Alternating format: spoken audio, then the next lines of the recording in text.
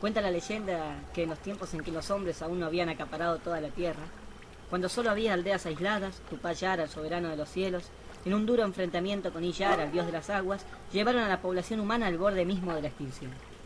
El Poseidón de las aguas dulces ambicionó para sí la obra fallada de Añá, que torpemente había querido imitar la creación de Tupá. Aconteció aquella vez que el dios del sol, habiendo tomado un poco de barro entre las manos, lo amasó en el ritual de la vida y al abrirla dejó escapar el Mainumbí, o sea, el picaflor. Mas el golem del Añá maligno, después de que también fuera amasado y se le repitieran las palabras de aliento, salió saltando y cantando croaques. Añá había creado al sapo. La descendencia de esta criatura de poca belleza pertenecía al mundo de Iyara, pero un día dejó su cuerpo de renacuajo, echándose a andar por las tierras del sol en busca de su pueblo. Al salir de las aguas de los charcos, rápidamente se dejó atrapar por las maravillas del reino que encontró sobre la superficie. El soberano de las aguas, celoso y enojado, hizo elevar la altura del río a 4 veces la de un hombre, cubriendo así toda la superficie de la tierra. Tupá, sabiendo que Iyara habitaba bajo las aguas, miró para otras regiones. Su luz ya no alumbró al mundo. Las aguas se enfriaron rápidamente. Iyara trató inútilmente de escapar de las profundidades, dio muchas brazadas para alcanzar la superficie y nunca se vio oleaje similar en los millones de años que han erosionado la cuenca del Plata. Pero fue inútil. Afuera del agua le era imposible respirar. Tras unos minutos, todo terminó por congelarse. El hielo marrón formó enormes crestas de olas que se hicieron piedra en el momento en que mostraban el horror de la marejada apocalíptica. Casi todo cuanto había sobre y bajo la tierra murió en la crecida. Carpinchos, iguanas, bagres, garzas. Los sobrevivientes tuvieron que acostumbrarse al frío. La mayoría no pudo hacerlo. A los pocos meses, que para los tiempos de los dioses fueron solo segundos, ya habían muerto los últimos yacarés y martín pescadores. Así llegó la noche más larga. Ya no hubo sol. El frío y la oscuridad formaron grandes masas de nube y tampoco pudieron verse ya las estrellas. La naturaleza nómada de aquellas personas fue profanada por un capricho desleal de las deidades corruptas, paganas y orgullosas. Un grupo de personas pudo sobrevivir a la devastación. Cuando las aguas subieran, lograron trepar a un pacará de 100 años, aferrándose de las ramas superiores. Estos eran 2 ancianos, 4 niños, 2 mujeres y 3 varones. Estuvieron allí varios días hasta que todo calmó. Entonces uno de los longevos dio la orden de bajar del árbol. La mitad de las personas de ese asentamiento quedaron sepultadas bajo las aguas congeladas. A golpe de palo y espinillo, los sobrevivientes lograron excavar pozos en el hielo para sacar a sus muertos y buscar comida. Pasaron 300 años y la población llegó a ser de 80 habitantes, retoños todos de los pocos sobrevivientes de la nueva era. Con los años cavaron un gran hoyo en el suelo, dejando al descubierto casi 1 hectárea de tierra firme. Se alimentaron, pues, gracias a los animales congelados que se encontraban en abundancia. Tampoco faltó el combustible, que se extraía de la copa de los árboles a las que no había llegado el hielo. Dejaron estos de ser las ramas salientes de las florestas sumergidas. El tiempo las hizo caer y se encontraban desparramadas con una capa de hielo blanco que las cubría a 1 palma de profundidad y ocultas entre la marejada congelada, sobre esos sitios donde alguna vez el río había permitido la levantada de los albardones. El peor enemigo que debieron enfrentar los habitantes de ese mundo helado era el silencio gris, como ellos lo llamaban. Era cierto que aquel cielo jamás despejaba sus nubes, pero en ciertas ocasiones éstas bajaban y entonces llegaba la niebla. Nada podía verse. Era imposible descender a los túneles cuando el velo de la sombra llegaba. Pasaban jornadas enteras dentro de sus viviendas. Los leños no prendían por la humedad y por más que un fogón se lo alimentara, éste terminaba por apagarse. Solo el fuego santo seguía ardido. Un grupo de guardias era el encargado de que esta hoguera siempre estuviera alimentada.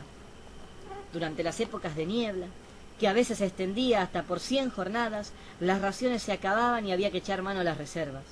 Esos tiempos de ceguera eran caóticos para el orden de la aldea.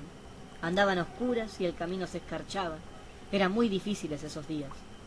Pero un día por fin soplaba el frío pampero, que trajinaba el silencio gris hacia otros rumbos. En los pocos años de vida que tenía, Guazuraí había escuchado cientos de historias referidas al mundo que ya se había terminado. Cientos de explicaciones que escapaban a lo racional. Preguntó innumerables veces al chamán cómo se haría para poder recuperar ese mundo que sonaba tan bello en los relatos sobre las historias de los Imaguaré. Solo mediando entre los dioses, respondía siempre el anciano. ¿Y por qué no lo hemos conseguido aún?, insistía el muchacho. Lo han intentado muchos, explicaba el viejo. Partieron de la aldea en busca del Santo Concilio, pero jamás han regresado. Dicen que todo alrededor es muy peligroso, que Añá reina ahora y que sus fieras acechan en todos los rincones.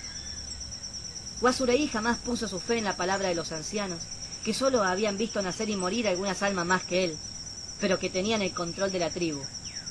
El chamán disponía de los horarios, decidía cuándo era de día o de noche, cuándo había acabado el año, los momentos para alimentarse y en los que se debía ingresar a los túneles. Entrar en su casilla era un sacrilegio y estaba condenado con la pena de destierro, que era el peor de los castigos en esos tiempos de fríos infernales. Guasureí no tuvo el permiso de su madre para abandonar la aldea en busca del concilio en las deidades. Lo tuvo que hacer a la fuerza, profanando la casa del chamán para lograr el exilio. Fue una escena muy triste, pero el chico logró su cometido. Se aprovisionó de algunos alimentos, unas hojas secas y un arco de madera para encender el fuego. Cargó una lanza de timbó con un cuerno de ciervo en la punta y también una bolsa de cuero con espinas de armado y otros utensilios de primera necesidad. Su infracción a la moral del chamán le impidió que se le bendijeran la partida, pero poco le interesó en ese momento. Guasureí caminó muy entusiasmado. Iba saltando cada ola congelada que se le cruzara en su camino. El ánimo lo mantenía del mejor humor, desdeñado de volverse al pozo sin hielo. Si tenía hambre, comía. Si el cuerpo le pesaba, se cubría con sus mantas y dormía algunas horas. Iba cantando canciones de la tierra verde, de esa que, según creía, iba a liberar de los grillos dispuestos por los dioses. Cantaba incluso canciones de las sirenas que habitaban los cielos de su paisaje. No creyó en Añá, ni tuvo temor por las criaturas que el viejo chamán inventara para atormentarlo. Una vez creyó ver unas espinas en la superficie de hielo, pero no se detuvo a contemplarlas. No creyó que fueran estos los restos de un pez devorados por una infernal criatura de los hielos. Marchó entusiasta durante las primeras jornadas, pero ocurrió que un viento helado sopló del este en su quinto día de caminata. Sintió el frío en la espalda. Tuvo miedo. Supo que el fantasma se acercaba. Rápidamente el silencio gris dejó caer su velo cubriendo todo y, tras unas pocas horas de oscuridad, las piernas del chico se volvieron rígidas como el mismo hielo. Estuvo ciego, con frío e inmóvil. Quiso encender el fuego, pero sus esfuerzos fueron inútiles. Era tal el dolor de sus dedos que no pudo aficionar las hojas secas con el arco. Trató de cubrirse con las mantas, pero rápidamente se humedecieron. Gritó pidiendo ayuda. Nadie lo escuchó. Hay voces que se pierden en la distancia, que llegan y se van.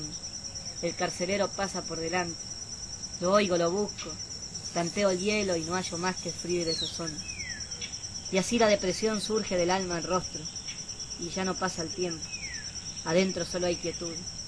Todo se detiene. El frío ya no se respira y desaparece el pasmo de los huesos.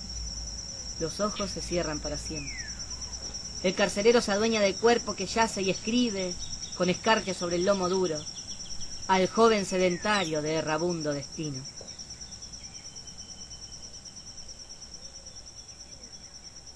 Protestad de las almas, como la llamamos los hombres simples de sentimientos oscuros, fue al encuentro de Guasureí en su llegada al purgatorio.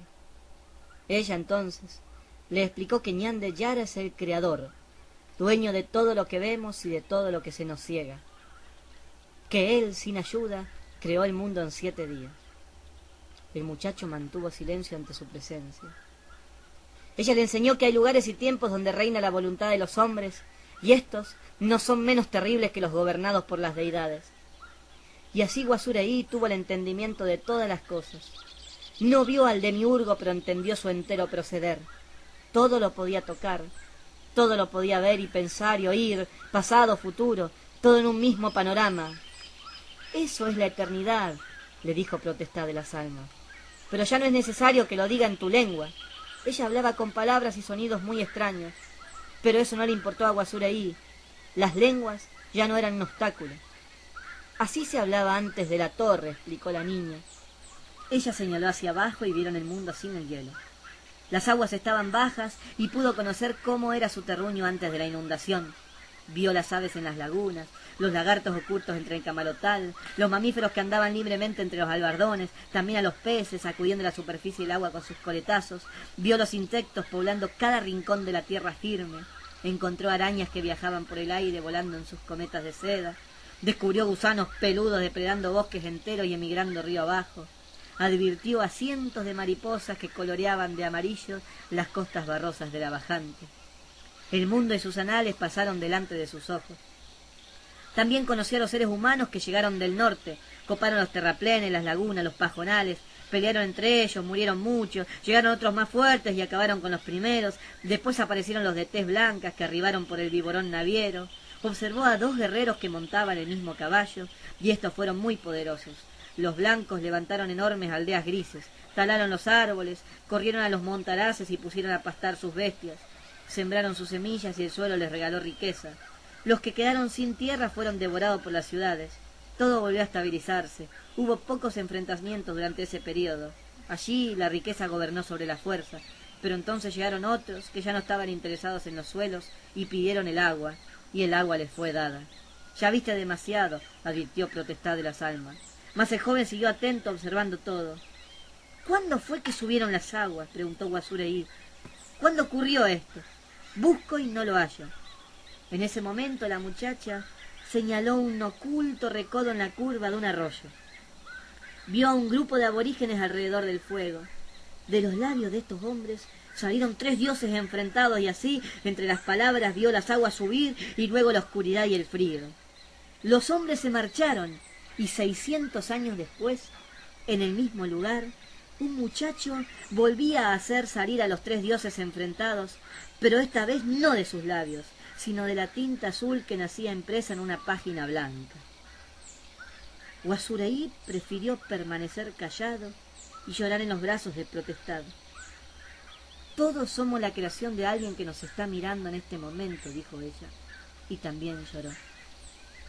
¿Por qué es tan ininteligible la eternidad, la creación, Dios? Cuanto más esfuerzo hago por tratar de entenderlo, más se vuelven mis horas de desvelo y vigilia. Yo también me voy a llorar un rato, como Potestad o como Guasureí. Voy a llorar por las miserias que le hice pasar a este pobre chico, por la soledad de la muchacha del purgatorio, ese lugar que es solo un plano más de mi laberinto dantesco. Y voy a llorar por mí, por mi poca fe, por el maldito orgullo que me da el haber escrito estas líneas tan profanas y dignas de ser expuesta ante una estatua de Baal.